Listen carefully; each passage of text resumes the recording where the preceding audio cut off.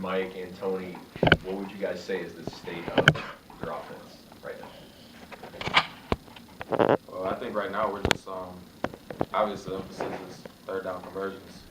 That's where we're struggling right now. So we're definitely working on, um, I guess, a balanced attack. So establishing the run game and definitely being able to pass the ball so that we can keep the chains moving.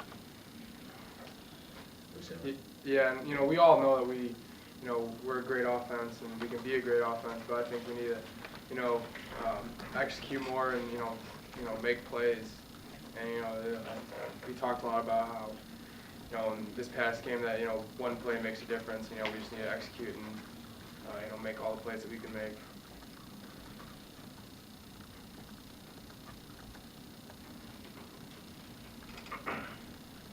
Chi Chi, when you look at these last couple of games, the offense hasn't necessarily put it all together on a consistent basis.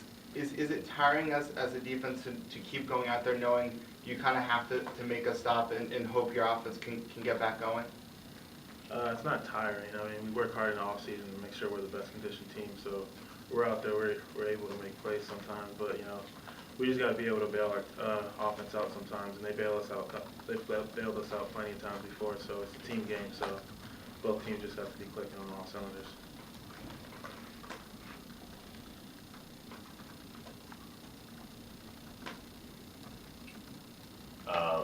Also for Tony and Mike, what do you think of the Iowa defense? Last year, did they do some different stuff from previous years? What do you think of sort of the Iowa defense in general? Well, I didn't play in the game last year, but when I played my redshirt freshman year, they're a team. The defense, that sticks to what they do best, and they're consistent in the way they play, and they've been running the same defense for quite some time. But when they do it well. Pretty much the same for me. Definitely not playing against them last year, but you know that they've got some experienced guys in their secondary. So. For anybody or everybody, how do you guys talk about flushing it, or at least the guys who spoke Saturday did? I mean, how do you go as a team and as leaders to make sure that you do flush and move on to the next game after a tough loss like that?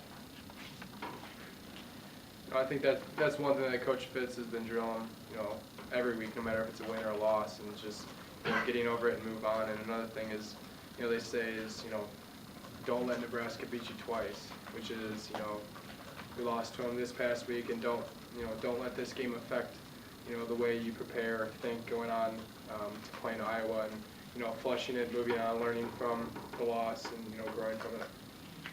I think definitely just coming every day with just a positive attitude. We're still a 6-2 football team, so there's 4 games left for us to win.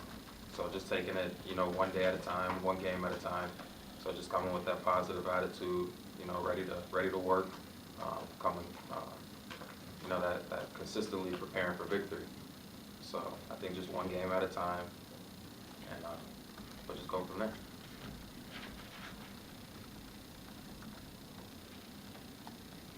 Tony, you looked like you got free a couple times on, I don't know if you're calling fade routes or go routes, or if there's a distinction.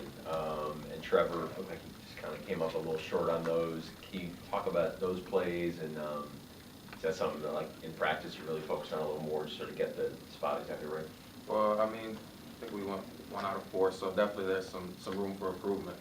And I think that's on the both of us.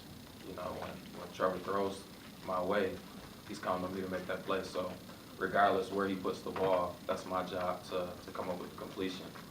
So, I mean, we'll spend more time on it this week, definitely, because, having that deep ball threat will definitely spread the defense out and keep them honest. So I think we definitely could use a play here and there, that home run play. So just think that myself and the rest of the receivers, we have to do a much better job tracking the ball, making plays on it.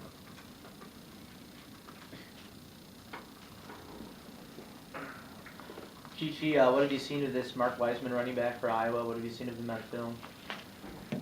He's a big, strong back. He runs hard. He runs physical.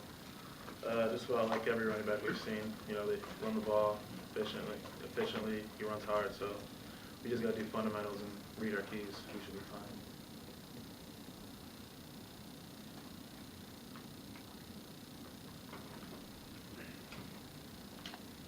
Tony, the last 3 weeks, it seems still the passing game has really struggled. I think you guys are averaging about 115 yards per game through the air. What's going to be the key to kind of getting that passing game back going and really kind of using it in addition to the running game?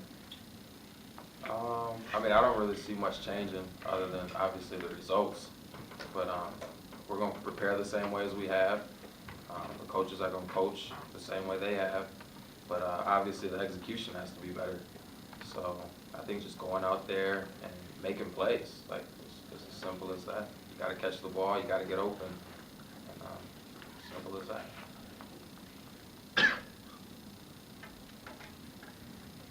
Mike, I was asking Fitz before, how come he pretty much doesn't run any trick plays? I mean, there've been some in bowl games, but not really in the regular season, and he says trickeration's not really in his vocabulary. Does that sound consistent with what you know as the coach? I mean, yeah, definitely. I mean, he's confident in our play calling and confident in the players. And you know, when you go out there and execute, and you know, we have a consistent offense. I mean, there's really no need for trick plays if you know you have enough confidence in the play calling and the players.